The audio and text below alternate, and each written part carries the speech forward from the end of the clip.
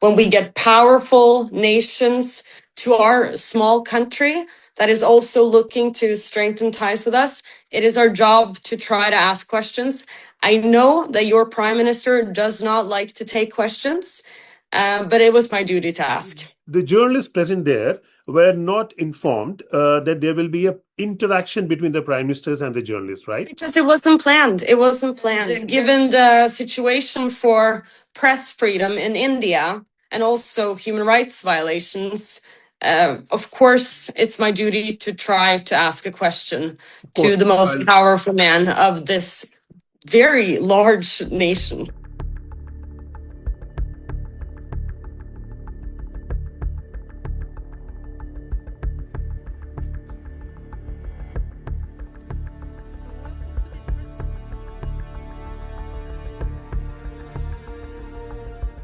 Prime Minister Modi, why don't you take some questions from the freest press in the world?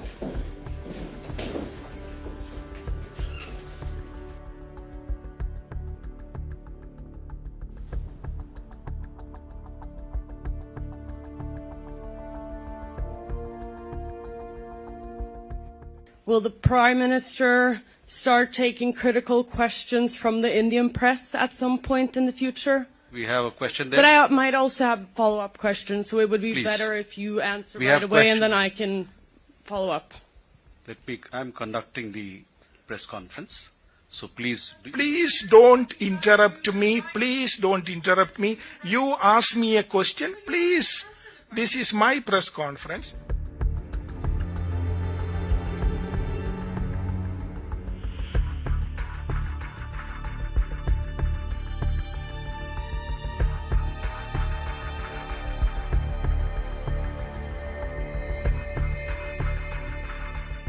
Ella, first of all, thank you so much for speaking to the BBC Hindi from all the way from Norway.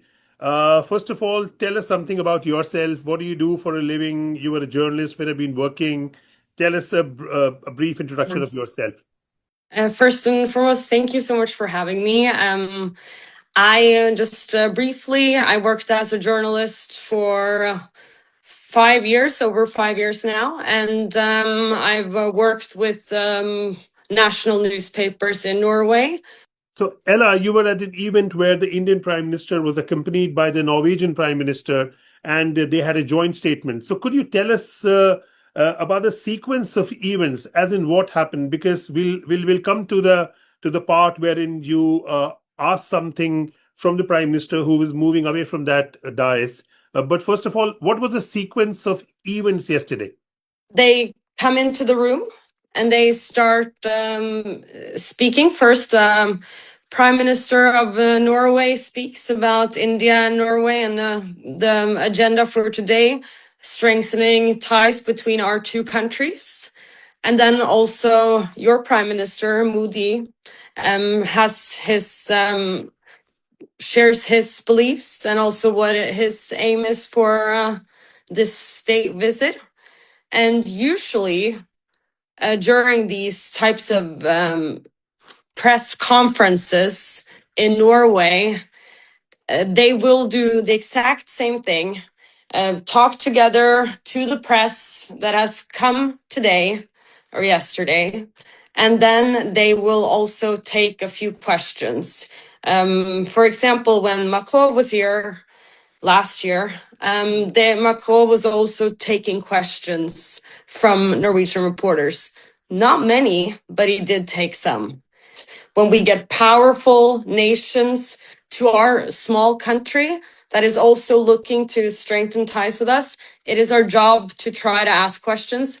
I know that your prime minister does not like to take questions, but it was my duty to ask. The Indian Prime Minister has, whenever he goes outside on sort of official visits, there have only been 2 instances which have been abroad when he has also taken questions, but it doesn't happen quite often.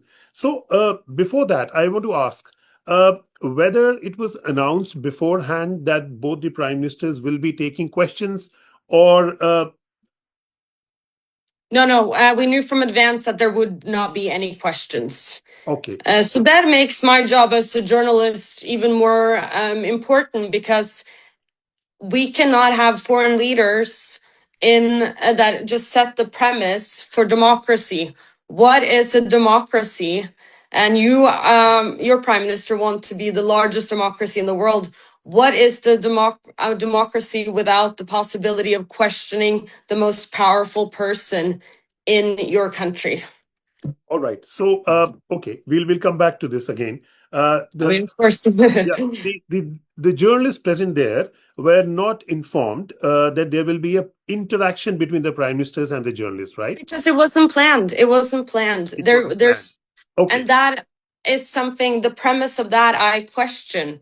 And that is my job as a reporter, to also question Right. the frame of these state visits. And given the situation for press freedom in India and also human rights violations, of course, it's my duty to try to ask a question to the most powerful man of this very large nation. Yes, of course. So we're talking about the Press Freedom Index, and of course, Norway tops that index, and India in the last few years has come down to 157 in the most recent rankings. So tell me, I'll again come back to that Press Freedom Index.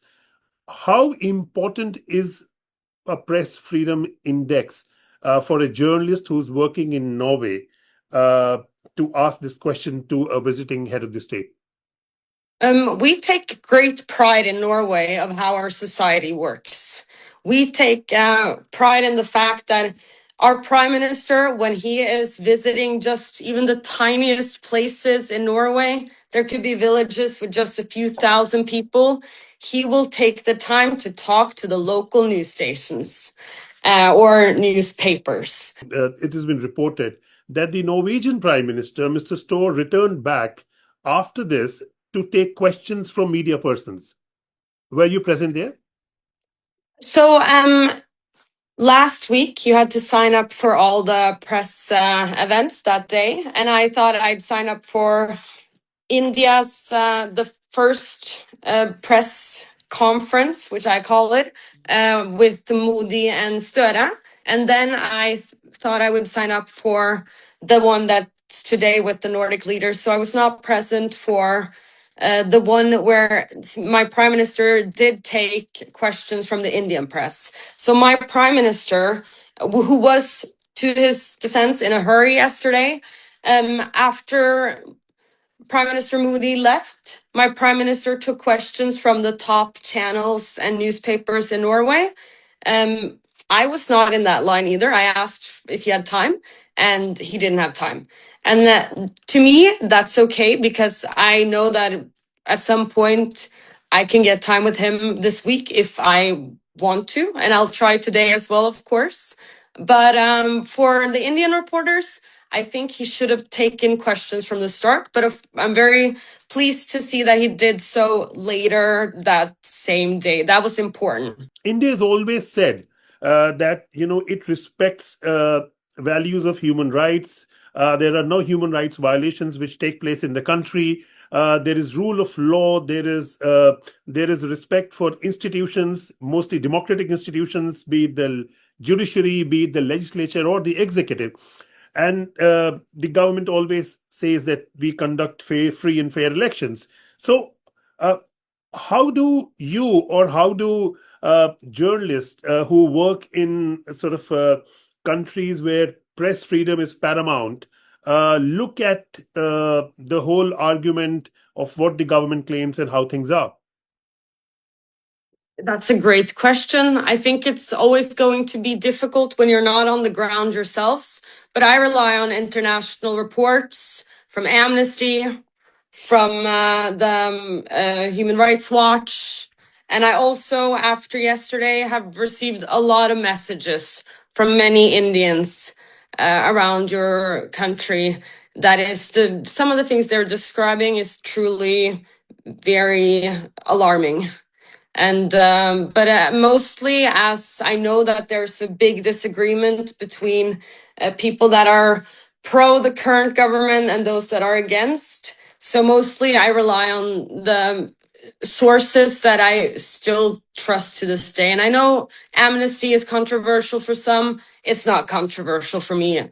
After that, the Indian Foreign Office apparently tagged you on X, asking you to come to a briefing, a proper briefing, wherein you asked the question again. And so how was that experience? And were you really satisfied with the reply that you got? No, I can first start off with I was already invited from the first press conference to this event later tonight. So I had already planned to go. But of course, it's nice that the embassy of Indian Embassy of Norway invited me.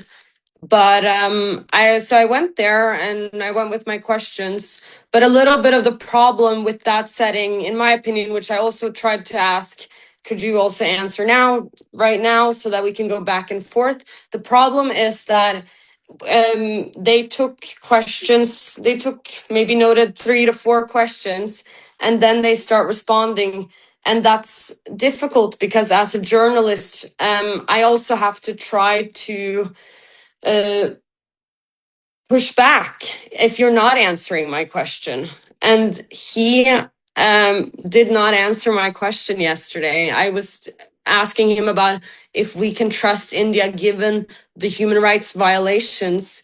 And he did not want to tap into the human rights violations. So I tried to interrupt him after a minute or so, trying to direct him to the topic that I'm interested in. But I was unsuccessful of that. It went into how India was supplying vaccines in 2020 and also talking about yoga at one point. And I love yoga. And I like a lot of the Indian culture. So I think India does so much well as well. But I don't come to these press conferences to talk about what any country do super well, usually. Then it's got to be something very different and new. And India's initiatives on the green agenda is very well known. And it's interesting that we are going to be cooperating more closely, and we all have a climate change to solve, a climate crisis to solve as well. So I will definitely include that in some of my reports or my commentary that I'll be writing at the end of the week. But for my questions, I choose to focus on things that really matter. Only recently, in this entire, in the last week itself, the Dutch Prime Minister had also expressed concerns about freedom of minorities in India and the rule of law in India. I wasn't super surprised, but I think you should always go in and try your hardest, you know. And some might have thought I came across a little bit rude, especially at the second press conference. And I just want to say that that's kind of how confrontational journalism works, that you have to try to interrupt, have to try to get more answers, and the answers that you're looking for. But no, I didn't get that yesterday. The supporters of the Prime Minister and the government in India are saying that it was not interaction. It was not an interaction with the press which was announced beforehand, as you also said. I mean, that perhaps is, they say, was the reason why the Prime Minister did not respond. How do you look at these counter arguments? Well, does he ever respond to questions directly from the press? I have not seen that, unless it looks a little scripted. And I think He's been twice abroad. Once when he was addressing a press conference with the US President Biden. And that's one more time. abroad. It's not even his own journalists, which is, you guys are probably with the press crew, but he should answer questions to his press, and he should allow for a critical press. And when you're a journalist in India, there are other risks. You know more better than I do.